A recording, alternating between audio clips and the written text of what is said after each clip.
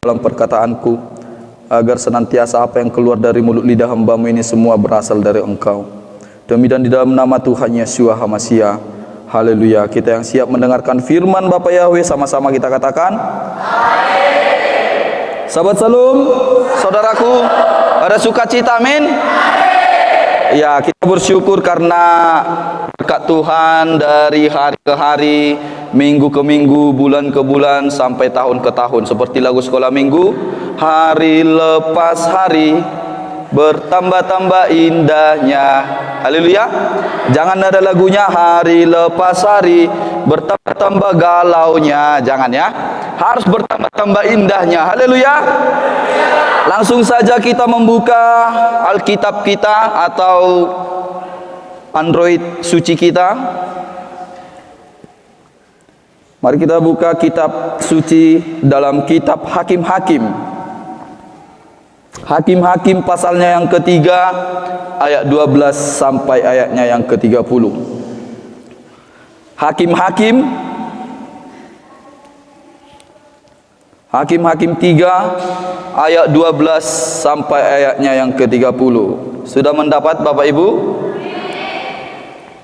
Hakim-Hakim 3 ayat 12 sampai 30.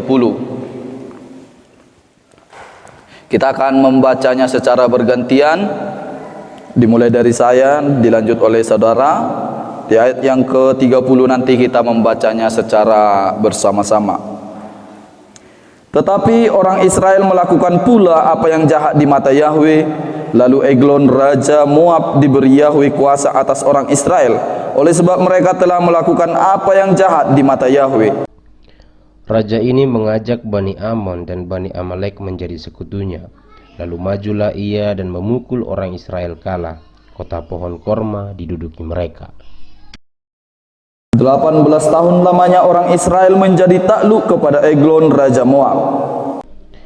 Lalu orang Israel berseru kepada Yahweh, maka Yahweh membangkitkan bagi mereka seorang penyelamat, yakni Ehud anak Gera, orang Benyamin, seorang yang kidal. Dengan perantaraan orang Israel biasa mengirimkan upeti kepada Eglon raja Moab. Dan Ehud membuat pedang yang bermata dua, yang panjangnya hampir sehasta. Disandangnya lah itu di bawah pakaiannya pada pangkal paha kanannya. Kemudian ia menyampaikan upeti kepada Eglon raja Moab.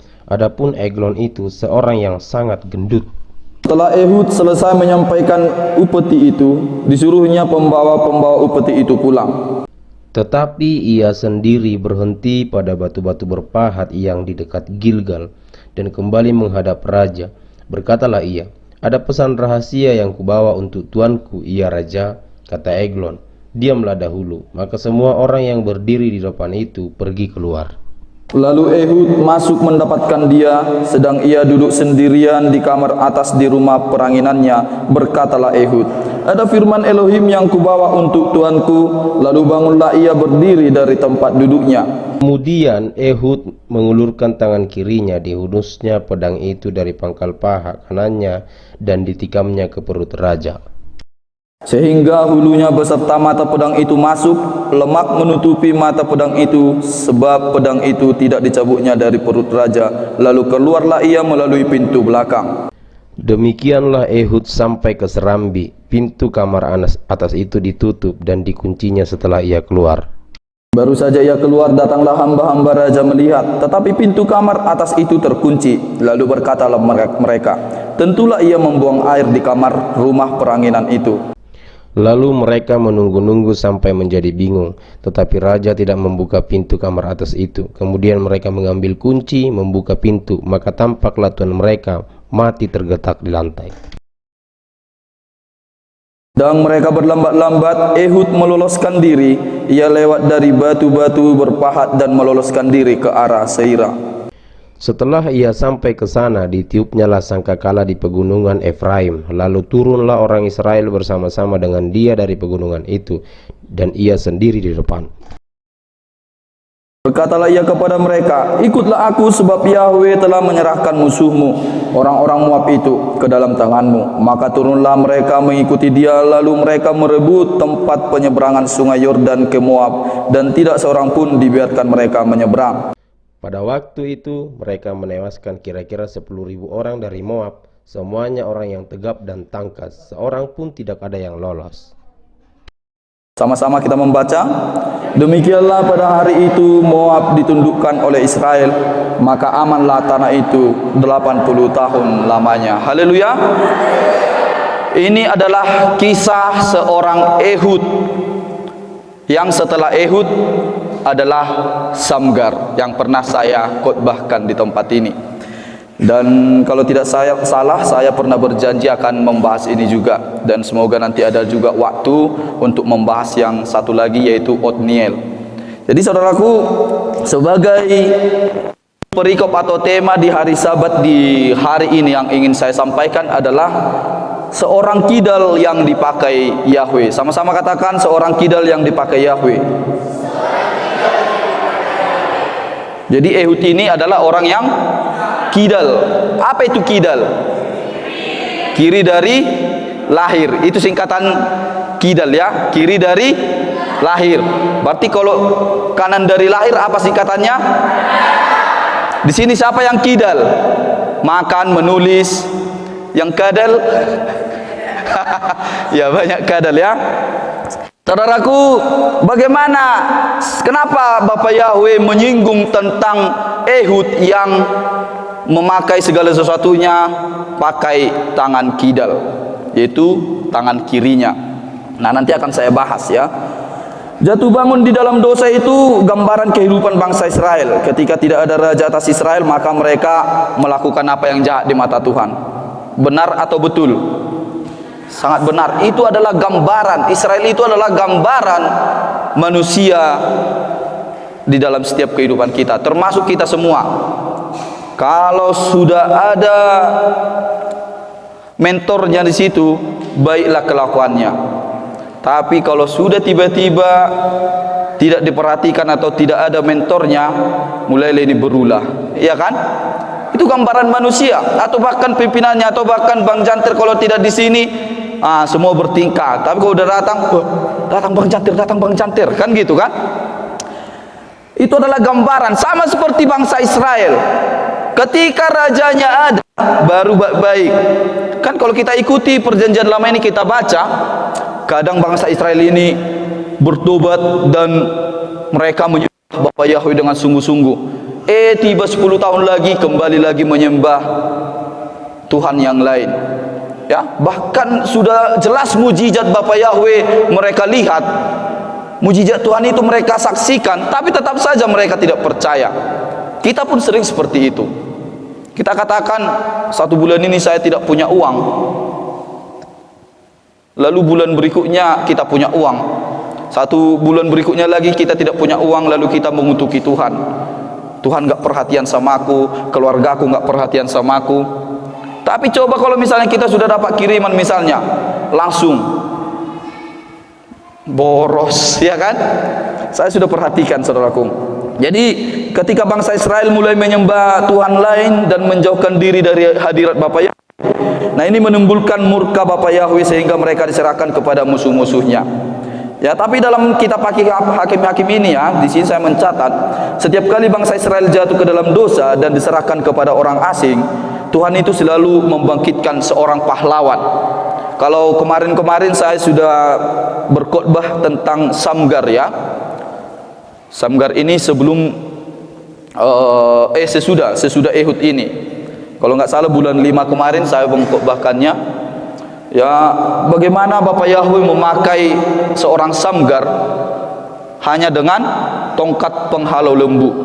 600 orang dibinasakannya dengan tongkat tersebut. Nah ini ada kurang lebih katanya nanti itu sekitar 10.000 orang.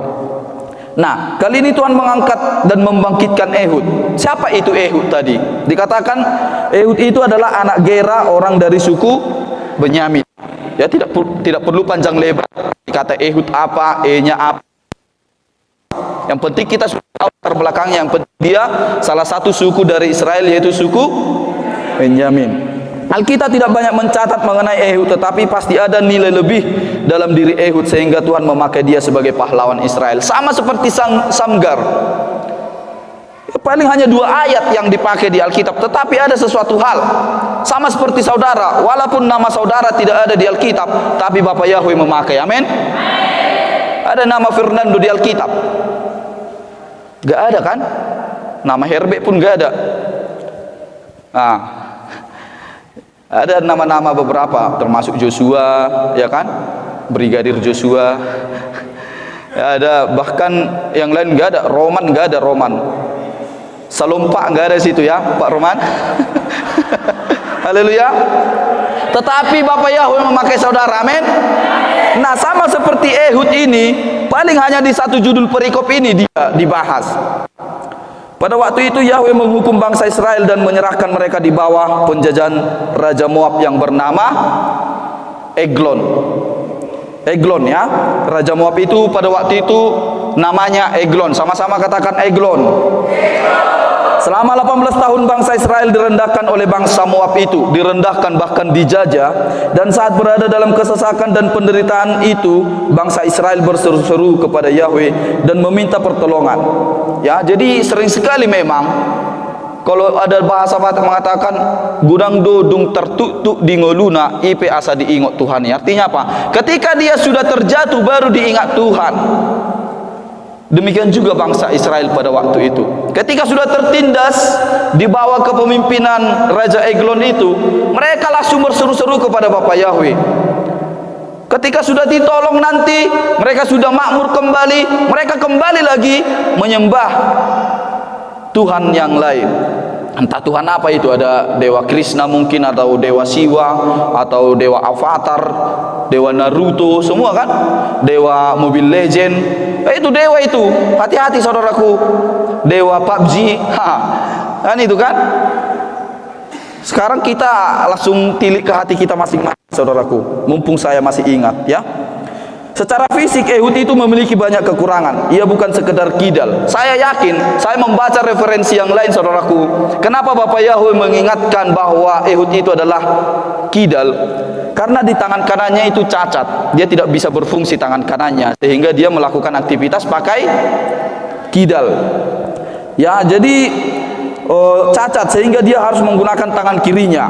Namun Bapak Yahweh memakai hidup Ehud itu secara luar biasa. Hanya bersenjatakan pedang buatannya sendiri yang dia simpan di dalam pakaiannya. Ehud itu berani menghadap Raja Moab dan merancang pembunuhan.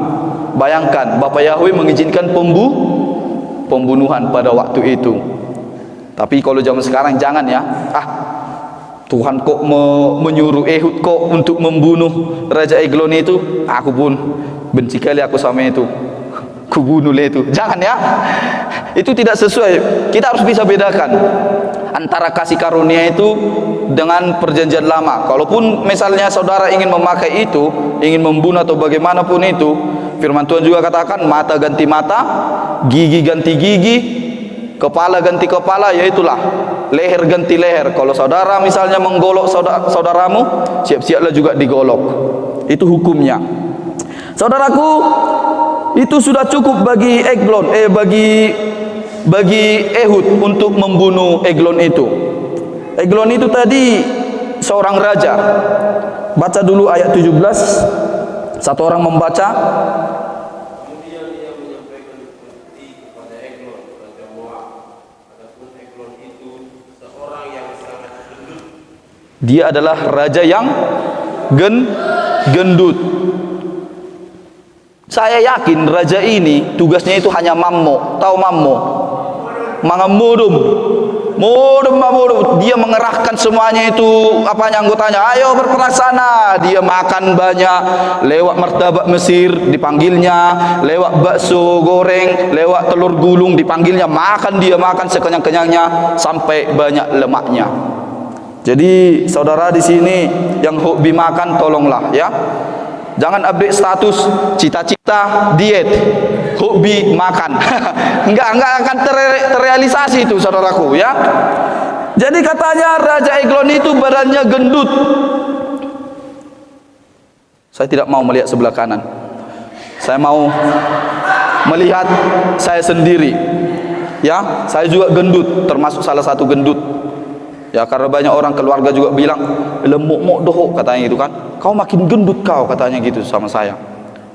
Tetapi apa yang ingin saya sampaikan, saya bukan mau membuli ya. Ehud itu membunuh Eglon dengan cara sadis. Tadi di ayat yang ke-21 saya akan bacakan untuk kita semuanya.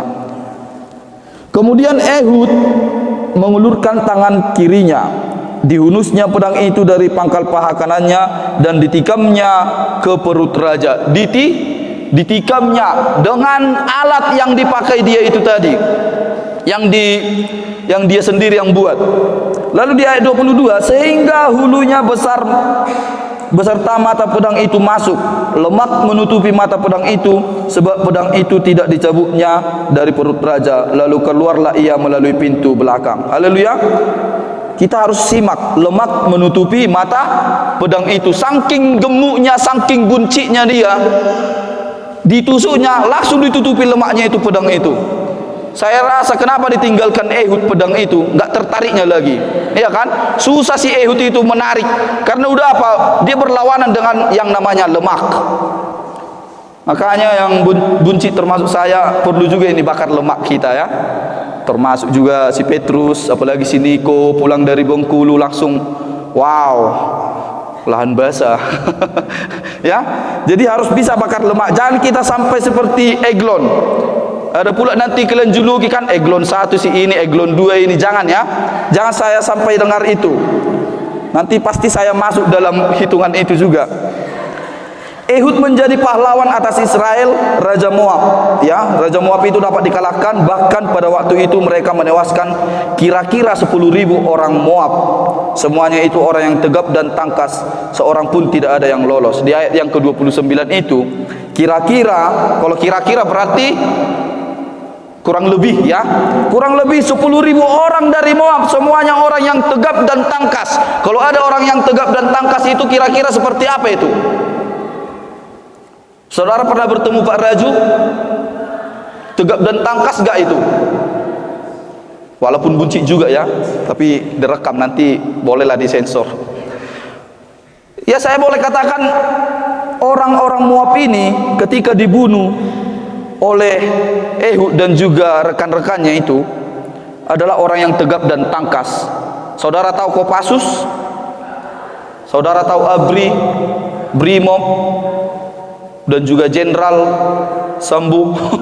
Itu tegak dan tangkas. Itu si Sambo itu walaupun udah tersangka, dia tegak dan tangkas dia ketika ada di apa? Di persidangan lagi kan? Oh, gerak jalan dia lagi tanpa malu dia kan? Nah, itu tegak dan tangkas itu saudaraku.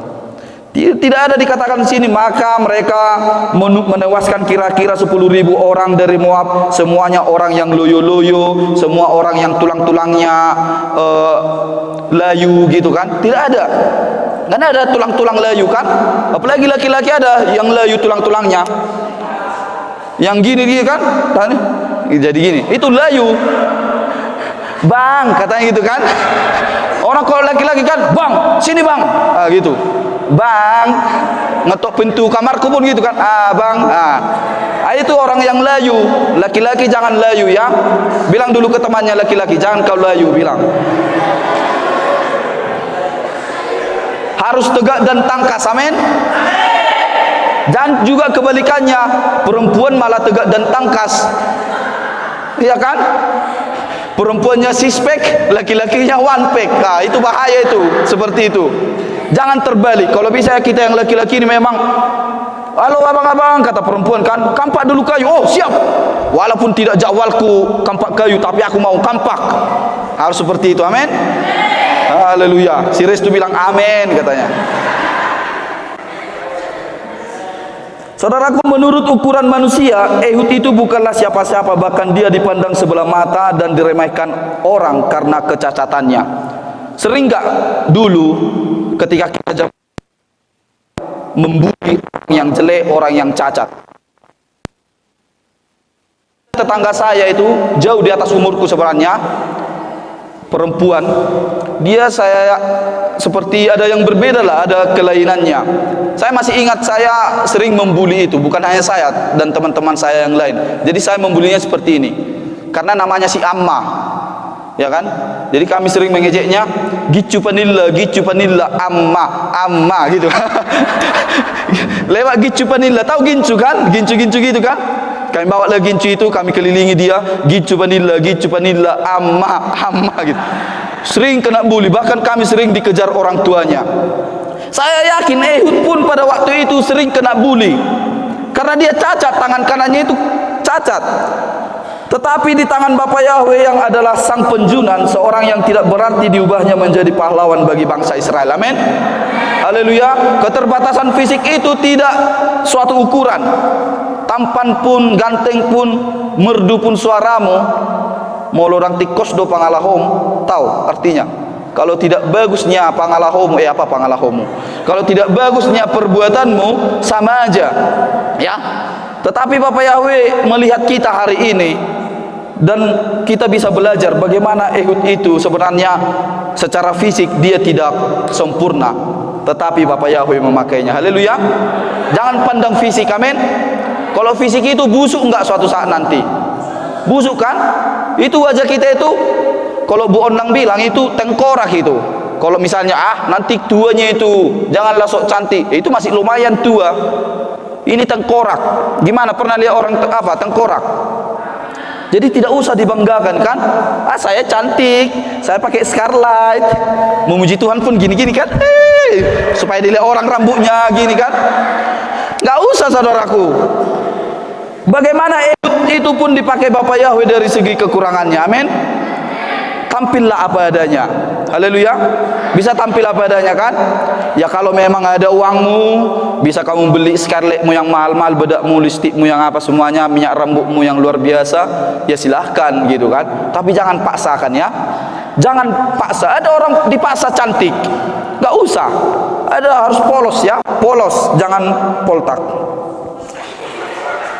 Saudaraku, di bawah kepemimpinan Ehud, bangsa Israel hidup aman selama berapa puluh tahun katanya tadi? Di ayat 30. Demikianlah pada hari itu Moab ditundukkan oleh Israel, maka amanlah tanah itu 80 tahun lamanya. Hanya 80 tahun. Setelah 80 tahun apalagi yang terjadi? Yang tadi saya bilang itu jatuh bangun. Jatuh bangun aku malabab. Gitu kan? Jatuh bangun enggak? Hanya 80 tahun pengorbanan Ehud itu. Kalau di Hakim-Hakim 4 ayat 1 dikatakan, setelah Ehud mati, orang Israel melakukan pula apa yang jahat di mata Yahweh. Haleluya. Kalau selama pimpinannya di situ, Ehud di situ, mereka semuanya baik-baik, sopan-sopan, ramah-ramah. Tapi setelah meninggal, setelah mati dikatakan, apa lagi dikatakan? Orang Israel melakukan pula apa yang jahat di mata Yahweh. Setelah 80 tahun itu terjadi, Papa Yahweh membangkitkan lagi, siapa namanya? Samgar itu lagi. Jadi kira-kira jangan sampai seperti itulah kita, amin. Ada atau enggak ada pimpinan kalian, ada atau enggak ada misalnya mentor atau siapapun, ya kalau bisa lah, berusahalah kita sama-sama untuk memberikan yang terbaik, amin. Kan bangsa Israel kan bangsa pilihan Bapak Yahweh-nya. Bangsa Israel aja kayak gitu, masa kita yang cangkokan ini enggak kayak gitu? Ya bisa lah sekali-sekali, enggak apa-apanya itu. Enggak apa-apanya itu. Enggak apa-apa Kisya. Saudaraku, dikatakan di sini, percayalah bahwa Elohim tidak pernah tinggal diam. Dia selalu memperdulikan kita lewat karyanya yang ajaib. Amin. Ya, walaupun tadi saya mengingatkan saudara bahwa ketika bangsa Israel sering mereka melakukan hal-hal, kadang mereka mempermuliakan Tuhan selama berpuluh-puluh tahun, kadang mereka juga berpaling dari Tuhan, tetapi percayalah bahwa Bapa Yahweh akan senantiasa memberikan terbaik dan menolong setiap kehidupan kita. Haleluya. Saudaraku, Ehud ini adalah orang yang, saya katakan sekali lagi, orang yang tidak berpenampilan menarik kalau menurut tafsiran saya ya. Karena bayangkan dia melakukan segala aktivitasnya pakai tangan kiri, apapun, makan, bahkan dan semuanya. Ini tidak berfungsi. Saudara yang kidal mungkin beberapa di sini masih berfungsi ininya kan, tangan kanannya. Justru ketika kita melakukan aktivitas dengan tangan kiri ini adalah sesuatu yang spesial sebenarnya. Kan ada yang berbeda kan, termasuk ada beberapa juga yang saya kenal, mereka melakukan aktivitas kiri, motong kiri, menulis kiri. Ada teman saya dulu di sekolah, dia udah menulis pakai tangan kiri, pakai penggaris lagi, dan memang rapi. Jadi bersyukurlah saudara, walaupun dari tangan kiri, amin. Tapi itu nggak dibuat-buat kan, memang kidal kan, kiri dari lahir kan. Nah kalau kami ini memang udah kadal, udah kanan dari lahir kami, jadi cemala lah, makanya bisa lompat sana lompat sini, makan sana makan sini. Karena apa? Sudah kadal gitu. Ini lebih, tangan kanan ini lebih kuat sebenarnya dari tangan kiri, ya kan. Kalau kita ngangkat barang di kereta, sekali kita ngangkatnya pakai tangan kanan ini karena lebih kuat. Ini cenderung lemah karena jarang beraktivitas. Tapi terbalik bagi orang yang kidal, justru ini yang lebih kuat. Iya nya? Atau sama aja nya, abang? Oh, dia diam ya, dan dia bingung mungkin. Jadi saudaraku, seorang kidal yang dipakai Bapak Yahweh, apakah kita sudah melihat bagaimana gambaran Bapak Yahweh lewat kehidupan Ehud ini? Kemudian dia menyampaikan hal-hal yang sangat penting, pesan Bapak Yahweh kepada Raja Eglon itu. Saya rasa pada waktu itu, di kesendiriannya raja ini, saya rasa dia pada waktu itu sedang makan-makan enak, tiba-tiba langsung datanglah Ehud ini.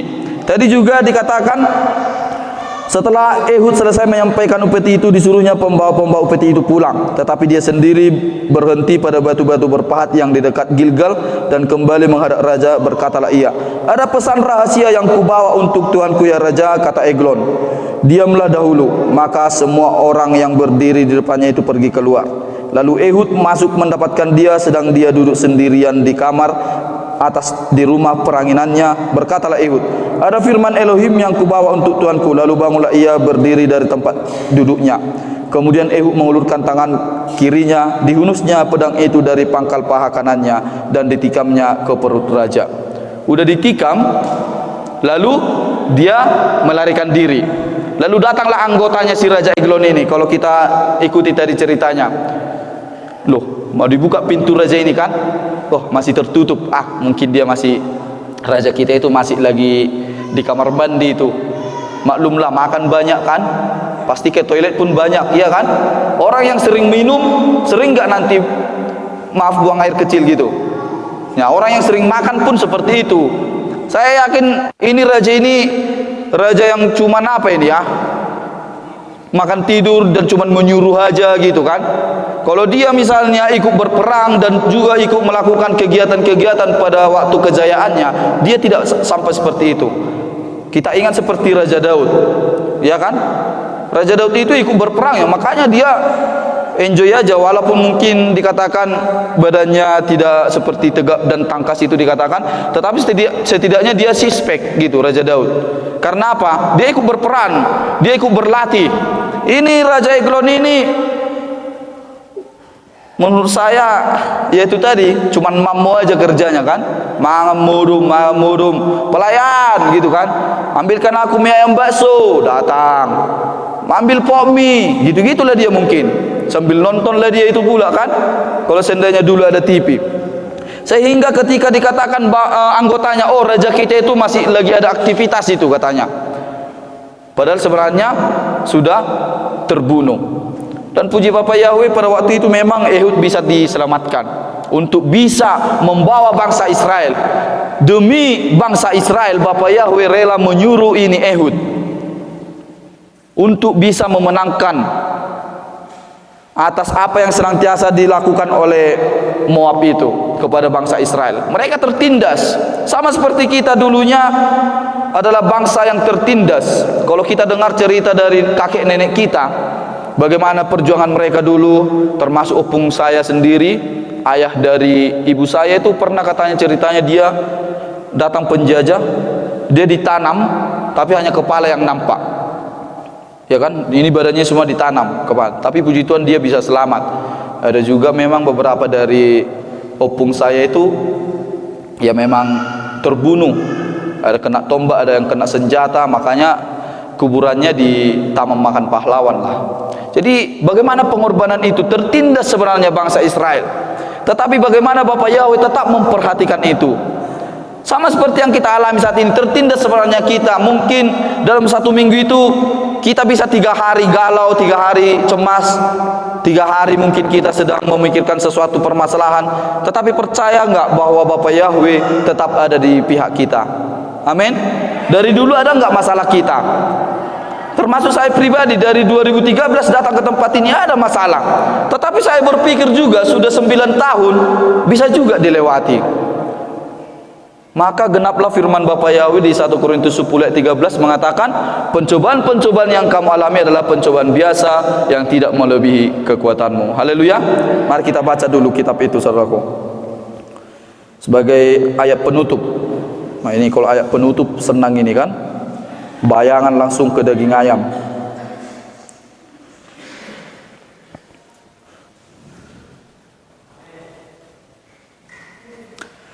Satu orang membaca.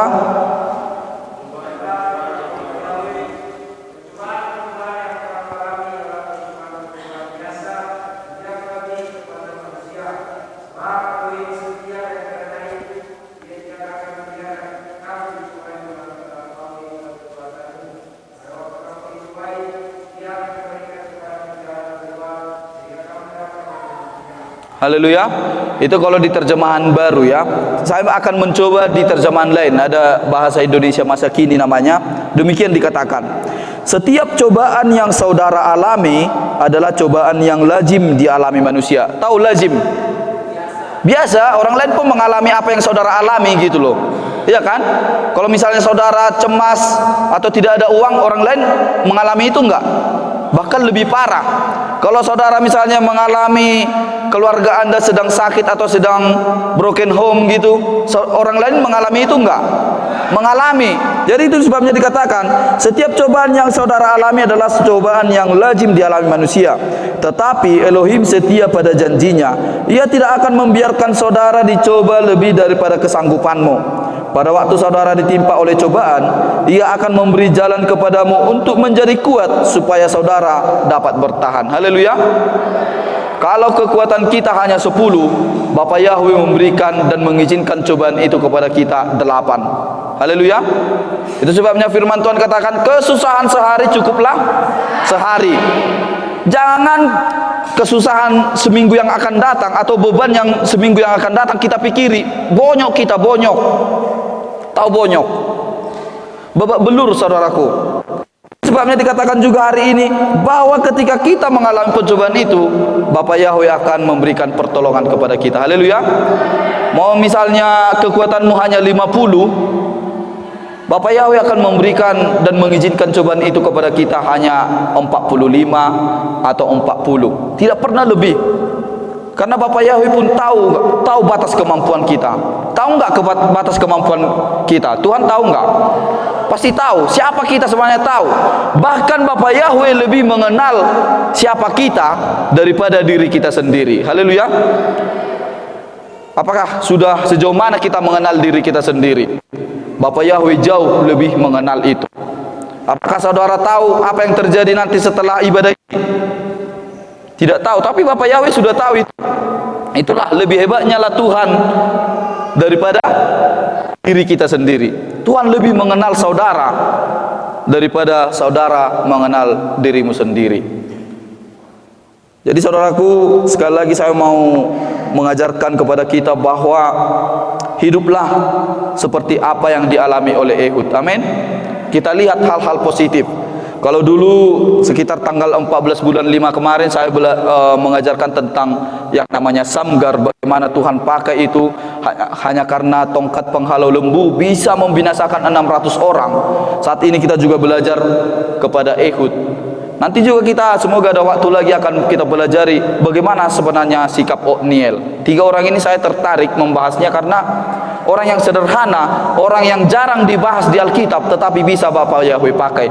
Langsung saya berpikir, oh iya Tuhan, nama kami beberapa orang tidak ada di Alkitab, termasuk nama saya. tetapi tidak menutup kemungkinan Bapak Yahweh juga memakai saya. Haleluya. Segala sesuatu yang tidak tertulis itu pun namanya, tetapi ada pun mungkin saudara yang namanya nama dari Alkitab, bersyukurlah. Haleluya. Iya kan? Karena apa? Nama-nama yang diberikan orang tua kepada saudara itu adalah nama-nama yang luar biasa. Kesia itu anak Ayub, ada Joshua juga, ada siapa lagi? Ada Petrus, ada Kaleb lagi.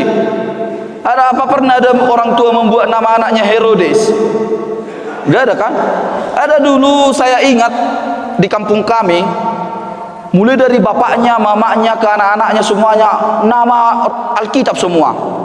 Bapaknya namanya si Jakobus, mamanya namanya si Abigail, anaknya ada 3 namanya si Yohanes, ada namanya si siapa?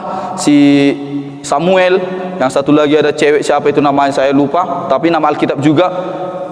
Bahkan nama anjingnya pun dibuat namanya Pontius Pilatus, kan gitu kan, supaya saking rohaninya gitu loh. Nah, kalau ada pun di antara saudara nanti memiliki binatang peliharaan, ya nama-nama Alkitab juga lah gitu kan. Dibuatlah nama-nama apalah yang agak jahat-jahat lah buat, ya kan. Jangan pula nama yang apa, misalnya Goliat. Nanti Bang Girli katanya mau ngambil anak kucing, nah inilah Goliat lah dibuat namanya. Kan? Jangan pula nama yang bagus-bagus gitu. Jadi saudaraku, bersyukurlah, amin. Apapun yang kita alami saat ini, gambaran manusia saat ini sama seperti gambaran bangsa Israel pada waktu itu, tidak apa-apa. Itu adalah manusiawi, tetapi jangan sampai terus di dalam dosa itu, amin. Karena anugerah Bapa Yahweh yang memeluk kita, memulihkan kita seperti lagu itu.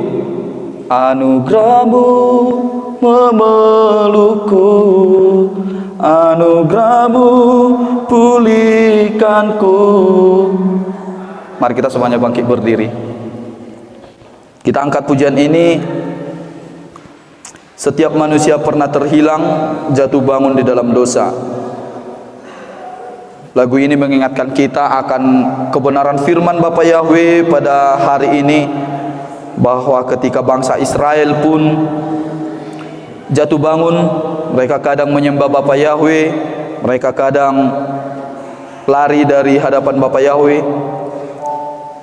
Namun kita percaya bahwa Bapa Yahweh yang akan senantiasa menolong setiap kehidupan kita. Bapa Yahweh menempatkan saudara di tempat ini bukan karena suatu kebetulan. Bapa Yahweh menempatkan saudara di tengah-tengah pemimpin atau bahkan senior-senior bukan karena suatu kebetulan. Ada maksud Bapa Yahweh yang ingin Tuhan berikan kepada saudara. Itu sebabnya saya mengingatkan untuk tetap bersabar dan tetaplah ingat Bapa Yahweh menolong hidup kita.